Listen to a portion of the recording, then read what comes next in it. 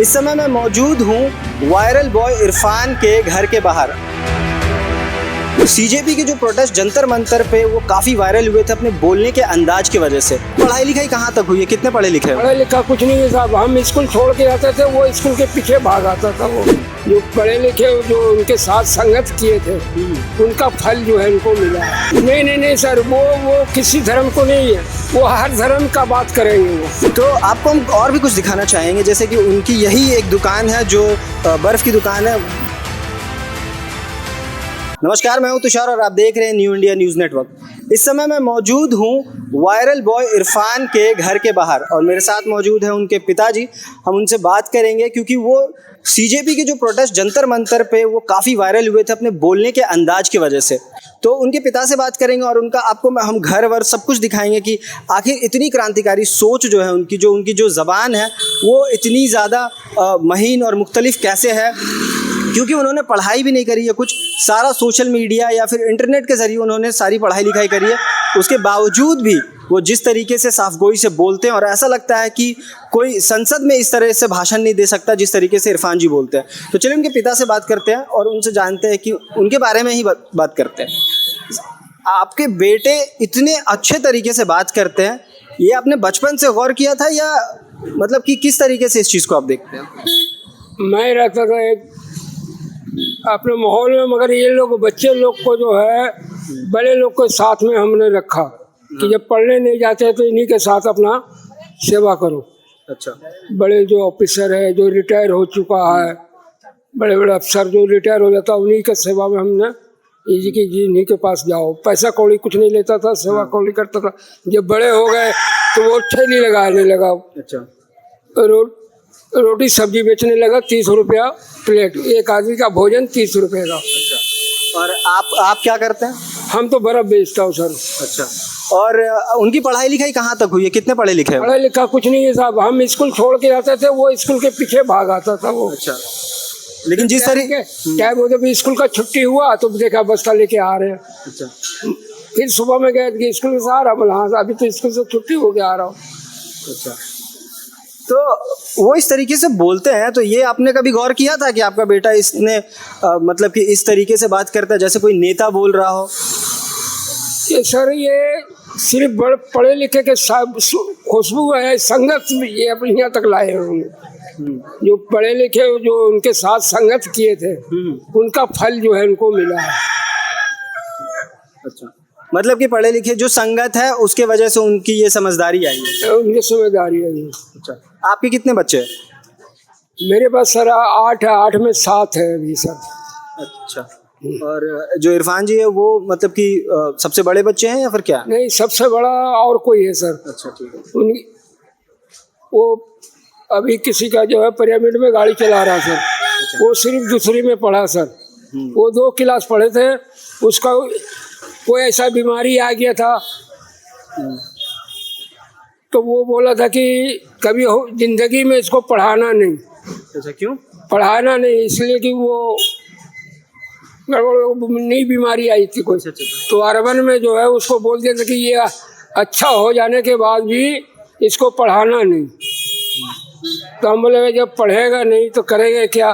तो एक हमारा जो है डॉक्टर साहब थे, डॉक्टर वालिया नाम थे, तो किसी कनेक्शन से रास्ता में मिल गए।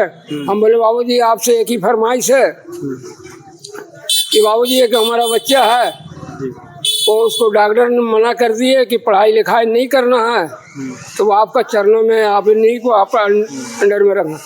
तो 4-5 घंटा उसी के अंडर में रहते थे वो, फिर घर आते थे। वो घर आने के बाद जब वो होश संभाले तो अब बोले अब हमसे पता किया डॉक्टर साहब कि वो क्या करेंगे। हम बोले भैया वो आपका मर्जी के ऊपर, क्या करेंगे नहीं करेंगे वो आप जानो इस बात को।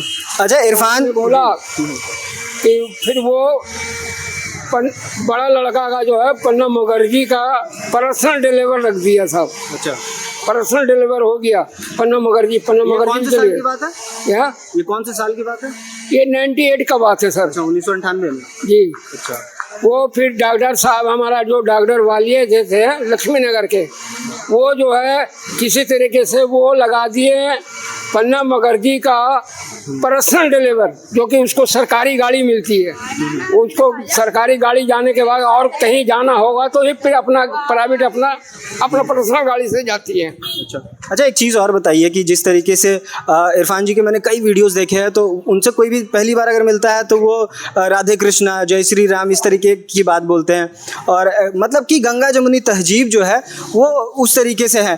तो आप कभी कभी ऐसा लगा कि आपके नाम के वजह से जिस तरीके से वो खुल के कभी सत्ता पक्ष के विरोध में भी वो बात रखते हैं, तो ऐसा लगा कि कभी कहीं परेशानी ना हो जाए? नहीं सर, वो किसी धर्म को नहीं है, वो हर धर्म का बात करेंगे वो।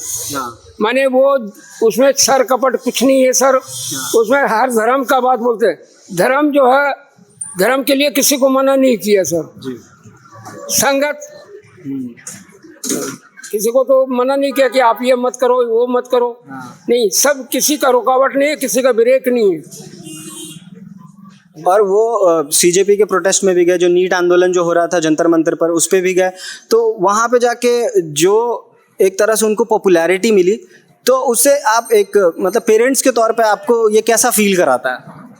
हम इस सब के बारे में हम नहीं जानता सर। अच्छा, मेरे इस सब के बारे में हम नहीं जानता हूँ। हमारा यही है कि 4 घंटा हम 16 घंटा ड्यूटी मैं करता हूँ, 8 घंटे 4 घंटा इरफान करता है। इरफान 4 घंटा ड्यूटी करने के बाद वो बोलता है पापा मैं हुआ जा रहा हूँ, कोई किराया फिराया जो भी किराया लिया वो किराया लेके गया वो। चलिए धन्यवाद। हम और भी लोगों से बात करेंगे जो उनके आस पड़ोस के लोग हैं, उनसे भी जानेंगे कि उन्हें आखिर कैसा लगता है कि उनके जो लोकेलिटी का कोई एक ऐसा इंसान है जो इतना पॉपुलर हो गया अपने सिर्फ बोलने के अंदाज की वजह से। तो चलिए, आप कौन से क्लास में? मैं 9th में। जानते हो इरफान को? हाँ। तो किस तरीके के वो आदमी है? मेरे बहुत अच्छे है। क्यों, क्या अच्छा लगता है? सब एक दूसरे के धर्म को नहीं देखते, हाँ। सबके धर्म को मानते। अच्छा, तो ये अच्छा लगा। तो आपको हम और भी कुछ दिखाना चाहेंगे, जैसे कि उनकी यही एक दुकान है जो बर्फ़ की दुकान है। काफ़ी मामूली सा ये जो काम है वो करते हैं, लेकिन उनके जब वो बात करते हैं तो आपको लगेगा नहीं कि वो इस तरीके के काम करते होंगे, क्योंकि उनकी ज़बान जो इतनी साफ़ है कि आपको उनको सुनना चाहिए। और हम आपको उनका घर भी दिखाएंगे कि वो इसी घर में रहते हैं। देखिए, ये उनका घर है और यही उनका वो काम है। और उनके पिताजी ने जिस तरह से बताया कि वो रोटी सब्जी या जो डेली वेज का जो उनका काम है वही करते हैं, और यही वो जगह है जहाँ पे वो रहते हैं। ये जो लोकेशन है यही उनकी लोकेशन है। देख सकते हैं आप कि किस तरह से वो यहाँ रहते हैं। फ़िलहाल इन दिनों वो काफ़ी पॉपुलर हो चुके हैं, और जितने भी मीडिया हाउसेस हैं वो आजकल उन्हीं के चक्कर काट रहे हैं। लोग इंटरव्यू पे इंटरव्यू ले रहे हैं। तो देखते हैं आने वाले वक्त में उनकी जो बात है वो कहाँ तक पहुँचती है, क्योंकि जिस तरीके से वो बात करते हैं, गंगा जमुनी तहजीब की एक असल निशानी है वो उनमें नज़र आती है। तो देखते रहिए न्यू इंडिया न्यूज़ नेटवर्क, बने रहिए हमारे साथ। धन्यवाद।